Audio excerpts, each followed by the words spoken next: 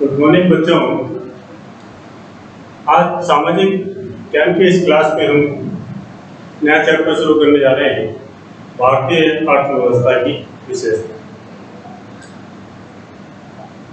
अर्थशास्त्र के इस पोर्शन में हमने पिछले चैप्टर में अर्थव्यवस्था की अवधारणाओं के बारे में पढ़ा था। अब इस क्लास में हम भारतीय अर्थव्यवस्था के बारे में चर्चा करेंगे कि किस तरह से भारत की अर्थव्यवस्था है और किस तरह से भारत की अर्थव्यवस्था विकास की तरफ अग्रसर हो रही है। उसी से संबंधित कि कुछ विशेषताओं के बारे में भी अध्ययन करेंगे। भारतीय अर्थव्यवस्था के संबंध में अगर बात करें तो स्वतंत्रता प्राप्ति के समय जो हमारी अर्थव्यवस्था की स्थिति थी, बहुत ही दयनीय स्थिति। औपनिवेशिक काल में अंग्रेजों ने भारत की अर्थव्यवस्था को खूब क्षति पहुंचाई, भारत के उद्योग धंधों को नष्ट कर दिया। भारत से कच्चा माल इंग्लैंड ले जाकर वहाँ पक्का माल, उस पक्का माल तैयार किया, उसी को भारतीयों के ऊंचे दामों में बेचा। यानी कुल मिला के कह सकते हैं कि अंग्रेजों ने भारत की अर्थव्यवस्था को पूरी तरह से खोखला कर दिया। इतना ज्यादा अंग्रेजों ने भारत की अर्थव्यवस्था को लूटा कि हमारी अर्थव्यवस्था पूरी तरह खत्म होने के कगार पर आ गई। जब भारत स्वतंत्र हुआ तो हमको विरासत में वही कौम की अर्थव्यवस्था मिली। इसकी स्थिति बहुत ही दयनीय थी, बहुत ही खराब थी। तो हमारे सामने इस अर्थव्यवस्था के विकास की एक चुनौती कि हमको अपनी अर्थव्यवस्था को अच्छा करना है, इसका स्तर सुधारना है, हमारी अर्थव्यवस्था का विकास करना है। और धीरे धीरे जैसे जैसे टाइम बीतता गया तो हमारी अर्थव्यवस्था विकास के मार्ग पर तीव्र गति से आगे बढ़ रही है। पिछले कुछ दशकों से जो परिवर्तन किए गए, भारतीय अर्थव्यवस्था में परिवर्तन किए गए, वो परिवर्तन धीरे धीरे भारत की अर्थव्यवस्था को विकसित अर्थव्यवस्था की ओर ले जाने में कारगर थे और वो भारत की अर्थव्यवस्था को विकसित भी करने में लगे हुए। 1950 के दशक के बाद अगर बात करें तो 1950 के बाद हमने भारत की अर्थव्यवस्था में परिवर्तन किया।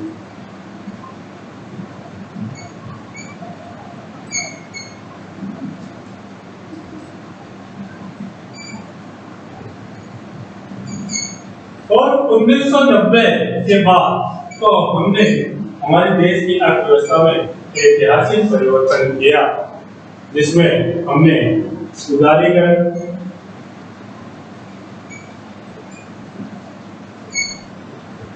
निजीकरण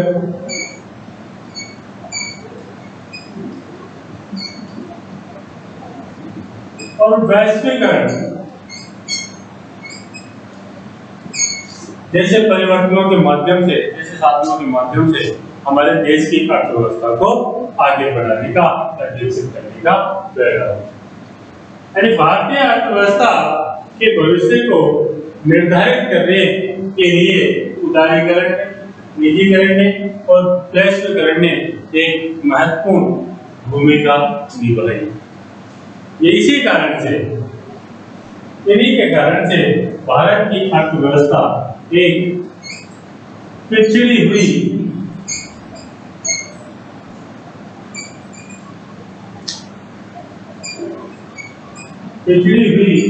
अर्थव्यवस्था से विकासशील अर्थव्यवस्था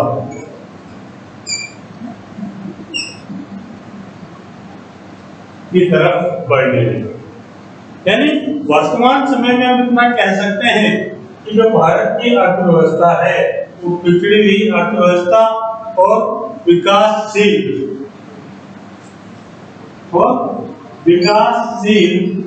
अर्थव्यवस्था, पिछड़ी हुई अर्थव्यवस्था और विकासशील अर्थव्यवस्था का मिश्रण है।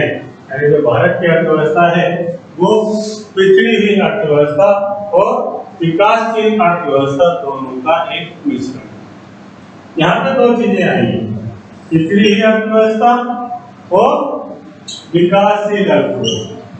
ये दो चीजें अपने को देखने को मिली है कि भारत की अर्थव्यवस्था पिछड़ी हुई अर्थव्यवस्था थी जो पिछड़ी हुई अर्थव्यवस्था से विकास करते हुए विकासशील अर्थव्यवस्था की तरफ बढ़ रही है। यानी वर्तमान समय में इन दोनों का सम्मिश्रण है। इसलिए जो अपना टॉपिक है आज का, भारतीय अर्थव्यवस्था की विशेषताएं, उन विशेषताओं का वर्णन हम इन्हीं दोनों आधारों पर करेंगे। क्या लक्षण है इन दोनों अर्थव्यवस्थाओं के?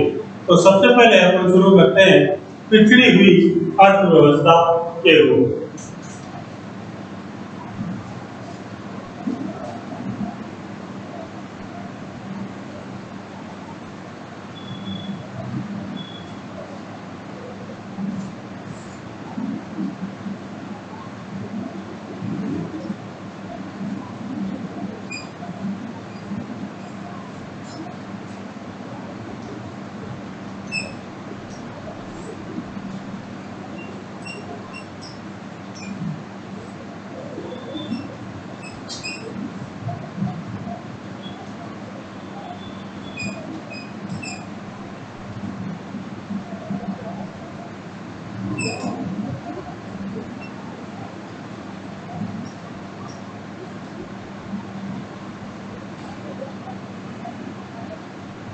भारतीय अर्थव्यवस्था एक पिछड़ी हुई अर्थव्यवस्था के रूप में किस तरह से है कि निम्न प्रतिवर्ती आय, कम जीवन प्रत्याशा, शिक्षा का स्तर कम होना, स्वास्थ्य की स्थिति, इन सब आधारों पर हम किसी भी देश की अर्थव्यवस्था का पता लगा सकते हैं कि वो उस देश की अर्थव्यवस्था किस तरह की।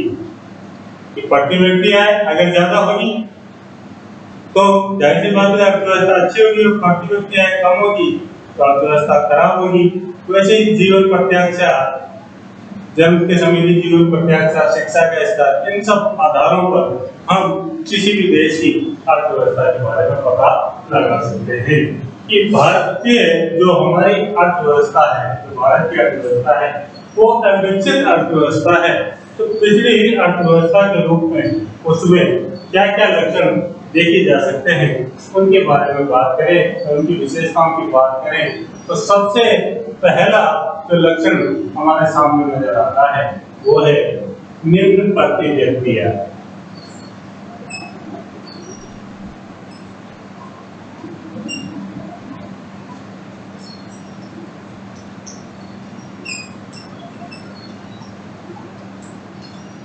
अगर आय का स्तर ऊंचा होगा, प्रति व्यक्ति आय का स्तर ऊंचा होगा तो जाहिर सी बात है उसका रहन सहन, जीवन स्तर, शिक्षा का स्तर, स्वास्थ्य का स्तर वो भी अच्छा होगा। लेकिन भारत में स्थिति इससे उलट है। भारत में जो प्रति व्यक्ति आय है वो बहुत ही ज्यादा निम्न है। अगर भारत की बात करें, प्रति व्यक्ति आय की बात करें, तो प्रति व्यक्ति आय जो भारत में प्रति व्यक्ति सकल राष्ट्रीय आय जो भारत में है, ये विश्व बैंक के आंकड़े हैं। विश्व बैंक के अनुसार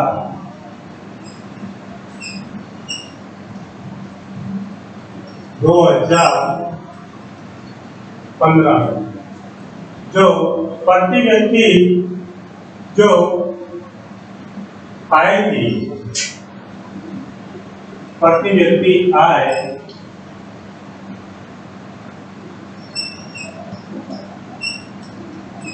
वो थी 1590 अमेरिकी डॉलर।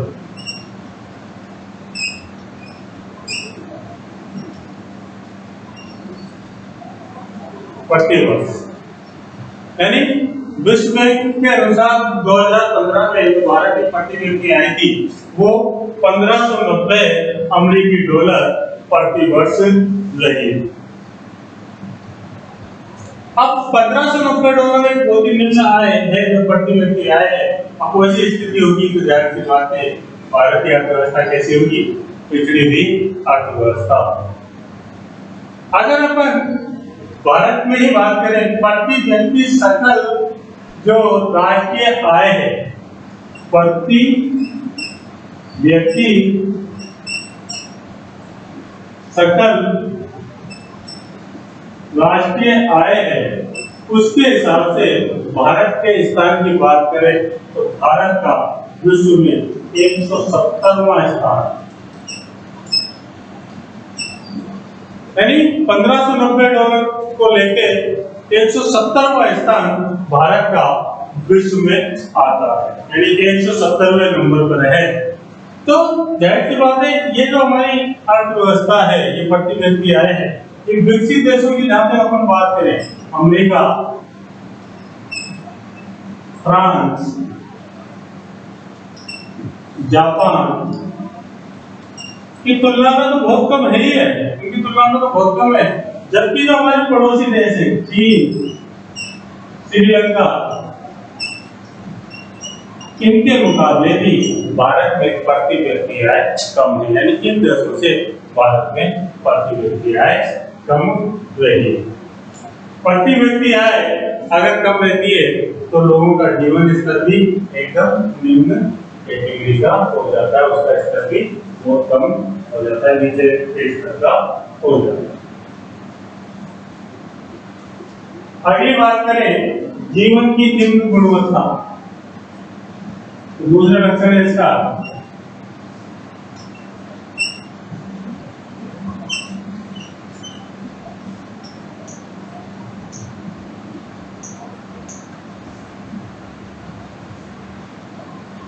कि जीवन की निम्न गुणवत्ता।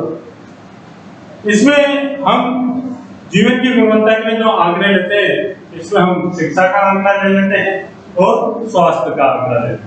ये शिक्षा और स्वास्थ्य की स्थिति के आधार पर हम किसी व्यक्ति की जीवन की गुणवत्ता की स्थिति का पता लगा सकते हैं। अगर भारत में जीवन की जो निम्न गुणवत्ता है, जो भारतीय की पिछड़ी अर्थव्यवस्था का लक्षण है, उसके अगर बात करें तो 2011 में तो भारत की जो साक्षरता दर 2011 की जनगणना के अनुसार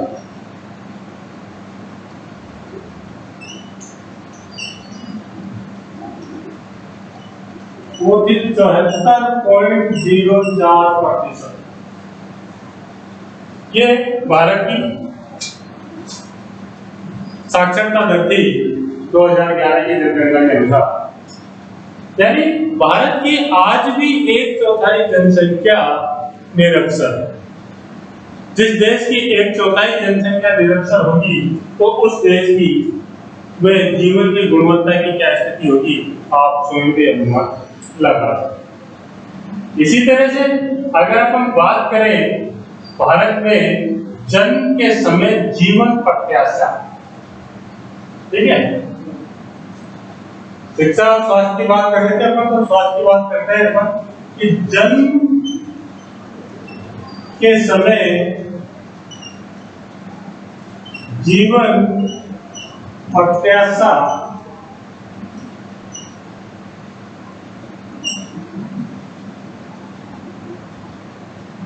तो जन्म के समय जो जीवन प्रत्याशा की, जन्म के समय जीवन प्रत्याशा क्या होती है इसके बारे में बताता हूँ। जन्म के समय जो जीवन प्रत्याशा थी, विश्व बैंक के अनुसार, विश्व बैंक की रिपोर्ट के अनुसार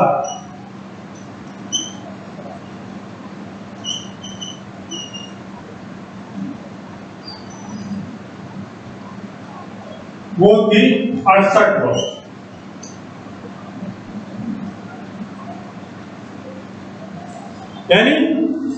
68 वर्ष जीवन प्रत्याशा आयु थी हमारे देश में, जो कि बहुत ही कम होती है।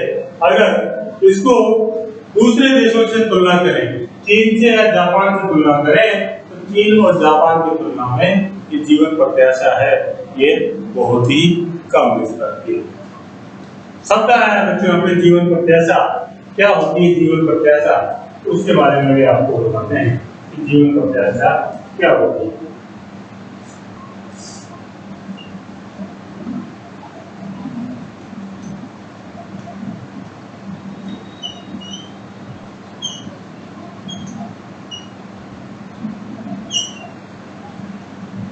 इसको जो परिभाषित किया है कि चालू जनांकीय स्थितियों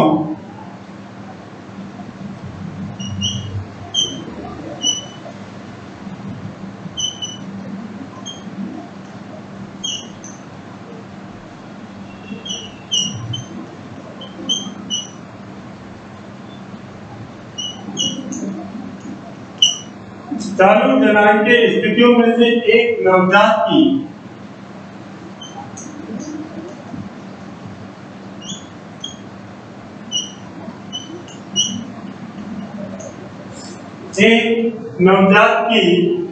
प्रत्याशित औसत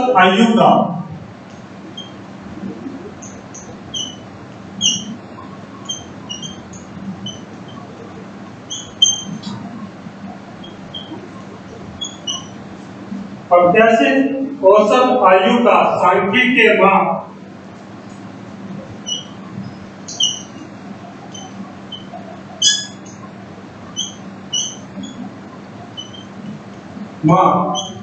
जन्म के समय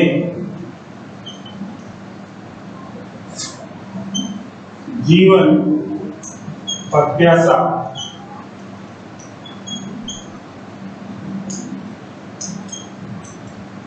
कहलाता है।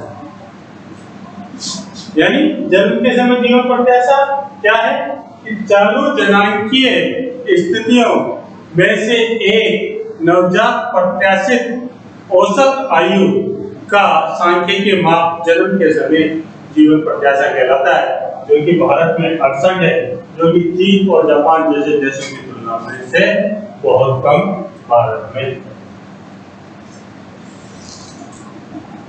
आगे बात करते हैं तीसरे लक्षण की।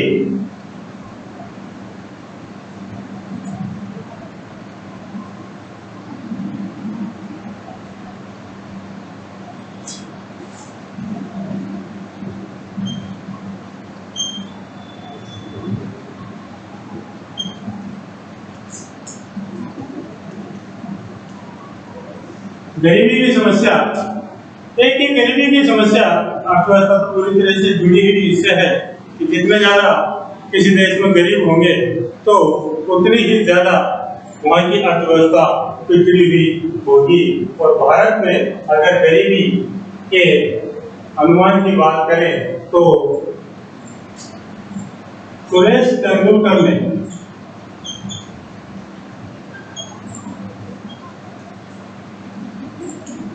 सुरेश तेंदुलकर ने 2011-12 में जो आंकड़े इसके बताए कि सुरेश तेंदुलकर ने 2011-12 में भारत में जो गरीबी के संबंधित आंकड़े बताए कि भारत में 21.92% लोग गरीब थे। यानी ये आंकड़े भी काफी ज्यादा है। भारत में गरीबी की स्थिति भी है। अब गरीबी की स्थिति क्या है, देखो बात कि गरीबी की स्थिति वह स्थिति है जिसमें व्यक्ति अपनी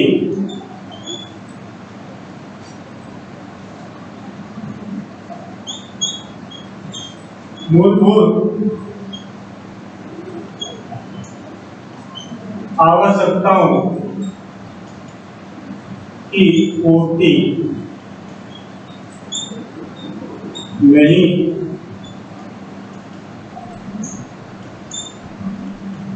कर पाता।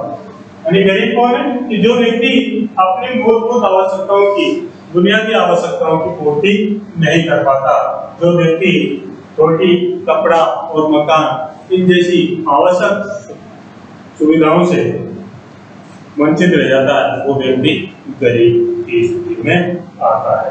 और भारत में ये गरीबी की जो स्थिति इतनी ज्यादा है कि ये भारतीय अर्थव्यवस्था के लिए एक चुनौती के रूप में सामने आ गई है।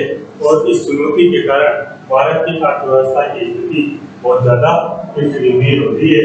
और मूलभूत आवश्यकताओं की पूर्ति की दिशा में भी हम बहुत धीमी गति से कार्य कर रहे हैं कि कम से कम व्यक्ति की मूलभूत आवश्यकताओं को तो हमारी अर्थव्यवस्था पूरा करते, इस तरह से प्रयास हमारे जारी है।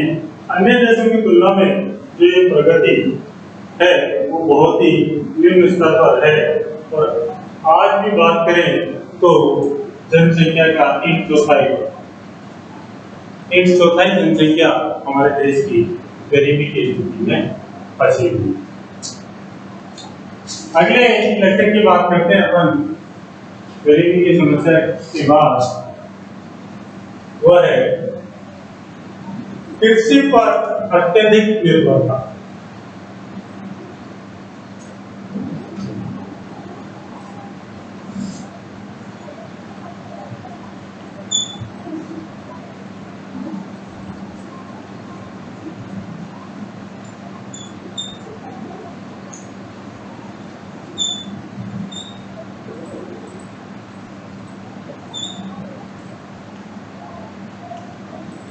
कृषि पर अत्यधिक निर्भरता, मैंने जब आपको अर्थव्यवस्था के क्षेत्र वाली क्लास में हमने आपको पढ़ाया था कि जिस देश में ज्यादा से ज्यादा लोग कृषि पर आश्रित रहेंगे तो उस देश की अर्थव्यवस्था पिछड़ी हुई रहेगी। यानी ज्यादा से ज्यादा लोग अगर खेती पर आश्रित हैं तो निश्चित रूप से मान के चलो उन लोगों की आर्थिक स्थिति सही नहीं है। और जिस देश में ज्यादा से ज्यादा लोग द्वितीय क्षेत्र यानी औद्योगिक क्षेत्रों में और तृतीय क्षेत्र यानी सेवा क्षेत्रों में ज्यादा आश्रित हैं या ज्यादा कार्यरत हैं, तो उन देशों की जो आर्थिक स्थिति है वो कृषि पर आधारित देशों की स्थिति की तुलना में ज्यादा अच्छी है। अपन बात करेंगे जब स्वतंत्रता के समय जो भारत की 72% जनसंख्या कृषि पर आधारित थी। लगभग 3/4 लोग भारत के कृषि पर आधारित थे स्वतंत्रता के समय। और आज भी अपन बात करें तो लगभग 49% लोग कृषि और उसके सहायक क्षेत्रों पर निर्भर। यानी 49% का जो आंकड़ा है, ये आंकड़ा भी एक बहुत बड़ा आंकड़ा है कि इतने ज्यादा लोग अगर कृषि पर आश्रित रहेंगे तो उस देश की अर्थव्यवस्था का पिछड़ा हुआ होना स्वाभाविक ही है। इसलिए गैर कृषि क्षेत्रों में ये बात करें कि 72 से अगर हम आए 49 पर आए तो गैर कृषि क्षेत्रों की तरफ लोगों का रुझान बढ़ा है, लेकिन फिर भी आज ये आंकड़ा बहुत ज्यादा है। इस कारण से भी भारत की अर्थव्यवस्था पिछड़ी हुई अर्थव्यवस्था की गतिविधि में आ रही है। अगले कारण की अगर हम बात करें तो अगला कारण है जनांकीय कारण होता है।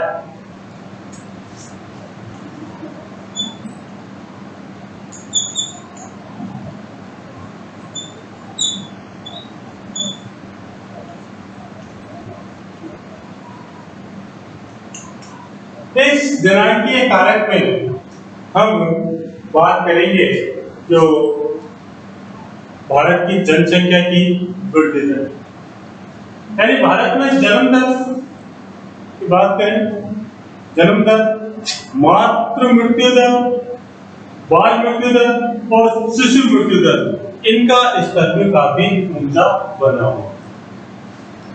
तो ये जनांकीय कारण, जनांकीय कारण में इसमें हम बात करें तो 2011 के दशक में हमने जो जनसंख्या वृद्धि है, जनसंख्या वृद्धि दर है, वो जनसंख्या वृद्धि दर 2001 से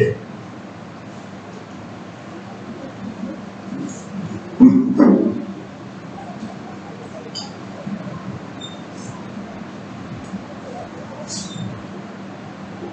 2001 से 2011 तक में जो इसमें बढ़ोतरी हुई है वो हुई है 17.64।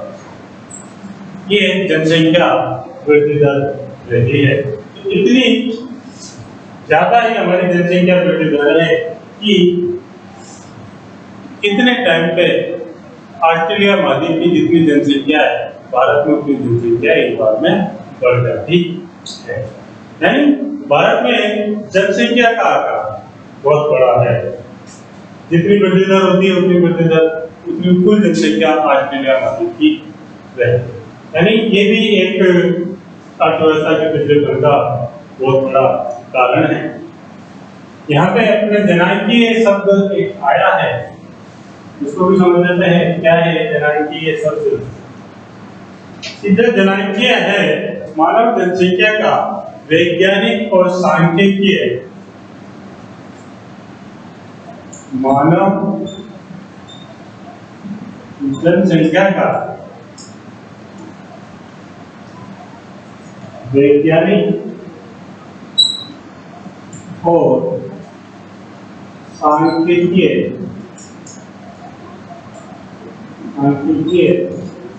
अध्ययन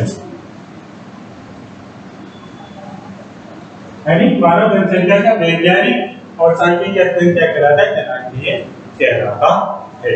ये भी भारत की पिछड़ी अर्थव्यवस्था का एक कारण है। इसके बाद आगे कारणों की बात करें बच्चों,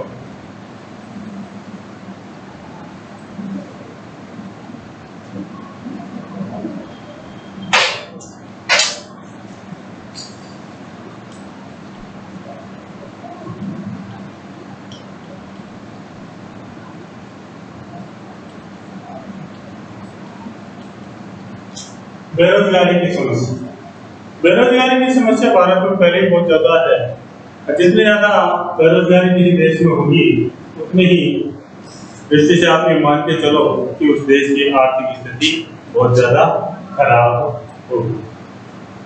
यानी बेरोजगारी उत्पन्न होती है तो संरचनात्मक परिवर्तन में भी प्रभाव पड़ता है, उसका फर्क पड़ता है।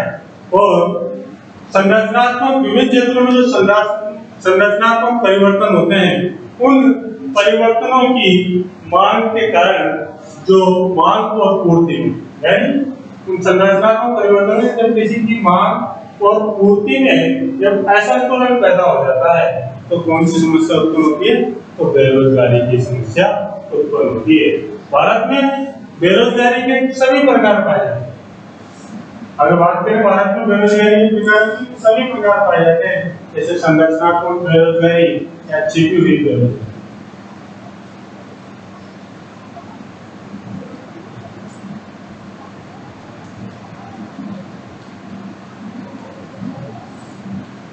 संरचनात्मक बेरोजगारी या छिपी हुई बेरोजगारी, यानी इसका मतलब है कि छिपी हुई बेरोजगारी किसे कहते हैं वो समझाते हैं आपको कि इसमें व्यक्ति रोजगार में संलग्न तो दिखता है, यूं तो लगता है कि हाँ ये व्यक्ति कोई ना कोई कार्य कर रहा है, लेकिन अगर बात उत्पादन की करें, उत्पादन में उसके योगदान की करें तो वो शून्य होता है। यानी व्यक्ति अपने आप को कह सकता है, सामने वाले व्यक्ति को दिख तो रहा है कि व्यक्ति काम कर रहा है, लेकिन अगर अर्निंग की बात करें कमाई कितना है या उत्पादन कितना कर रहा है तो वो उत्पादन शून्य होता है। भारत में खास करके ग्रामीण इलाकों में इस तरह की बेरोजगारी, छिपी हुई बेरोजगारी ज्यादा पाई जाती है। क्योंकि गांव में एक उदाहरण के रूप में आपको समझा देते हैं। मान लो कि गांव में एक परिवार है और उस परिवार में स्त्री पुरुष और उनके 2 बच्चे हैं। तो स्त्री पुरुष दोनों मिलकर खेती कर रहे हैं, जमीन में उनके पास एक निश्चित मात्रा में है और वो बच्चे छोटे हैं, अभी पढ़ाई कर रहे हैं। धीरे धीरे वो बच्चे बड़े हुए और बड़े होने के बाद वो बच्चे भी अपने माँ बाप के साथ खेतों में उनके कार्यों में हेल्प कराने लग गए या साफ शब्दों के खेती करनी। जब तो उन बच्चों से पूछेंगे क्या कार्य करते हो तो वो बच्चे बोलेंगे हम खेती करते। यानी कहने का मतलब वो बच्चे ये नहीं कहेंगे कि बेरोजगार। क्यों? काम तो कर ही रहे, शारीरिक श्रम तो कर ही रहे, लेकिन उस शारीरिक श्रम के बदले में जो उत्पादन होना चाहिए, उत्पादन तो नहीं हो रहा, जमीन में भी नहीं दी, और उत्पादन में उतना हो रहा है जितना पहले जब वो स्त्री पुरुष दोनों कार्य करते थे। और अब 4 जन, पहले 2 जने कार्य करते थे तो भी उतना ही उत्पादन हो रहा था, अब 4 जने कार्य कर रहे हैं तो भी उतना ही उत्पादन हो रहा है। तो उत्पादन में तो कोई परिवर्तन आया नहीं। तो उन बच्चों का जो शारीरिक श्रम है एक तरह से वो बेकार जा, देख कहने को तो बच्चे काम में संलग्न दिखते हैं, लेकिन अन्य सोर्स के रूप में या आमदनी के रूप में कुछ नहीं मिलता, या उत्पादन में उनका योगदान नगण्य होता है। इसी को बच्चों छिपी हुई बेरोजगारी कहते हैं।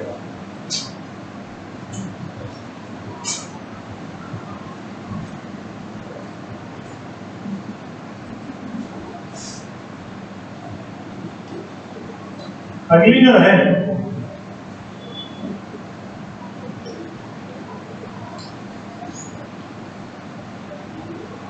वो पिछड़ी अर्थव्यवस्था का एक लक्षण ये भी है कि पिछड़ी हुई तकनीक, कि आज भी हम अगर भारत की बात कर रहे हैं तो भारत में जो उत्पादन हो रहा है वो तकनीक काफी पुरानी है। अब पुरानी तकनीक के माध्यम से उत्पादन का ना तो गुणवत्ता का स्तर और ना मात्रात्मक स्तर बढ़ पाता है, जिसके कारण से अर्थव्यवस्था पिछड़ जाती है। आज तक तो यही माना जाता था कि जितने प्राकृतिक संसाधन हैं, यदि किसी देश में जितने ज्यादा प्राकृतिक संसाधन होंगे वो देश उतना ही विकसित होगा, आर्थिक रूप से विकसित। लेकिन आर्थिक संसाधनों के साथ साथ उस देश की जो तकनीक है वो तकनीक पूर्ण रूप से आधुनिक होनी चाहिए, विकसित होनी चाहिए, अन्यथा वो देश भी पिछड़े हुए देशों में शामिल हो जाएगा। भारत में चाहे खेती में देख लो, चाहे उद्योगों में देख लो, जो नवीन तकनीक का उपयोग नहीं हो पाया है। नवीन तकनीक के उपयोग के कारण जापान जैसा देश आज पूरी तरह से खुद को उसने आधुनिक कर लिया है, पूरी तरह से विकसित देश वो बन चुका है, जबकि प्राकृतिक संसाधनों की मात्रा उसके पास इतनी ज्यादा नहीं है। लेकिन तकनीक अच्छी होने के कारण, आधुनिक तकनीक होने के कारण आज जापान की अर्थव्यवस्था बहुत ज्यादा विकसित अर्थव्यवस्था के रूप में आती है, जबकि भारत की अर्थव्यवस्था पिछड़ी हुई तकनीक के कारण एक पिछड़ी हुई अर्थव्यवस्था के रूप में शामिल है। इसके अलावा तो बात करें अपन अन्य विशेषताओं की,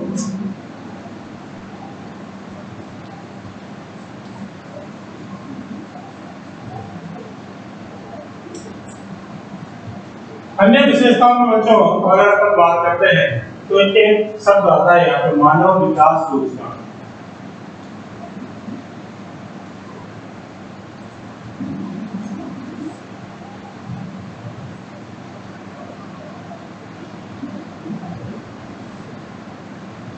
इस मानव विकास सूचकांक की रिपोर्ट की बात करें तो 2015 में, इसमें की रिपोर्ट के अनुसार 2015 में जो भारत का स्थान था इस मानव विकास सूचकांक में वो 130, यानी एक विकास के मामले में या मानव विकास सूचकांक में भारत का स्थान 130वां।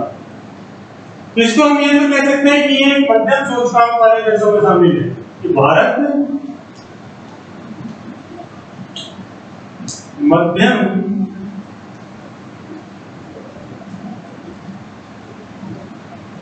सूचकांक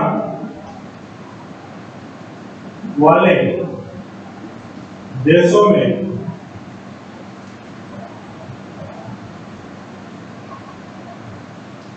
शामिल, जो मध्यम सूचकांक है वो मध्यम सूचकांक वाले देशों में भारत शामिल है। और तुलनात्मक अध्ययन करें अगर अपन अपने पड़ोसी देशों से तुलनात्मक अध्ययन करें तो इस मानव विकास सूचकांक में चीन का नंबर 90 है और श्रीलंका का नंबर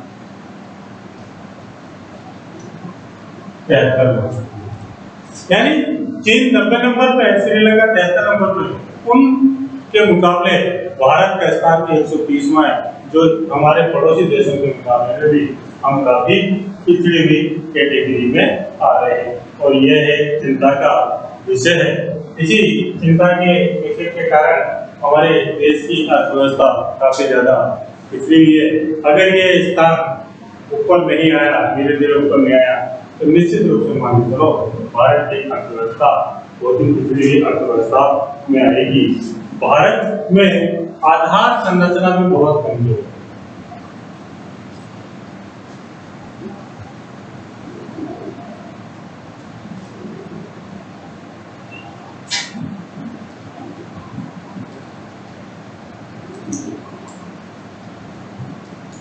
बात करें तो भारत में आधार संरचना भी बहुत कमजोर है, जिसके कारण भारतीय अर्थव्यवस्था निम्न उत्पादकता या निम्न उत्पादक की स्थिति में रहती है और उच्च उत्पादन की लागतों यानी जो उत्पादन हो रहा है उसमें लागतें भी बहुत ज्यादा आ रही है। उत्पादन तो निम्न नहीं, लेकिन वो निम्न उत्पादन में भी जो उसमें इन्वेस्टमेंट हो रहा है वो इन्वेस्टमेंट भी बहुत ज्यादा हो रहा है और उत्पादन में धीमी वृद्धि हो रही है, जिसके कारण भारतीय अर्थव्यवस्था एक पिछड़ी हुई अर्थव्यवस्था की कैटेगरी में आती है। यानी आधार संरचना भारत की क्या है, बहुत ज्यादा कमजोर है। क्या तात्पर्य है आधार संरचना से कि उन वस्तुओं और सेवाओं की उपलब्धता से है जो अर्थव्यवस्था की कार्य पद्धति को सुगम बनाते हैं, ये उत्पादकता में वृद्धि करते हैं। अब उत्पादकता में वृद्धि से उत्पादन में वृद्धि से मतलब नहीं फैक्ट्रियों में को उत्पादन नहीं है, लेकिन उस वृद्धि का सही बाजारों तक पहुंचेगी तभी तो पैसा मिलेगा। इसलिए हमको यातायात के साधन या परिवहन के साधन की बात करें,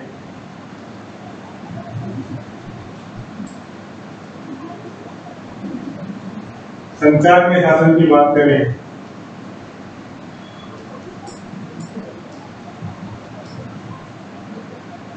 सड़कों की बात करें, जो अच्छी क्वालिटी की जो सड़कें हैं उनकी बात करें, विद्युत, शिक्षा, स्वास्थ्य बीमा, बैंकिंग, ये ऐसी चीजें हैं जो अर्थव्यवस्था को एक मजबूत आधार प्रदान करते हैं। इसलिए भारत की जो आधार संरचना है उस आधार संरचना का भी मजबूत होना बहुत जरूरी है, ताकि भारत पिछड़ी हुई अर्थव्यवस्था की कैटेगरी से निकलकर विकसित देशों की कैटेगरी तक पहुंच सके। यही हमारा प्रयास है कि जल्द से जल्द भारत विकसित देशों के रूप में अपने आप को खड़ा कर सके। पिछड़ी हुई अर्थव्यवस्था से जो तरक्की भारत ने करी है और भारत ने अपने आप को विकासशील अर्थव्यवस्था के रूप में खड़ा किया है, यानी पिछड़ी हुई अर्थव्यवस्था और विकासशील अर्थव्यवस्था के मिश्रण की क्या विशेषताएं हैं, यूं कहें कि विकासशील अर्थव्यवस्था के रूप में भारत की क्या विशेषताएं हैं, भारत की अर्थव्यवस्था की क्या विशेषताएं हैं, उनका वर्णन हम अगली क्लास में करेंगे। इस क्लास से संबंधित किसी को कोई भी समस्या हो तो आप हमसे संपर्क कर सकते हैं। धन्यवाद।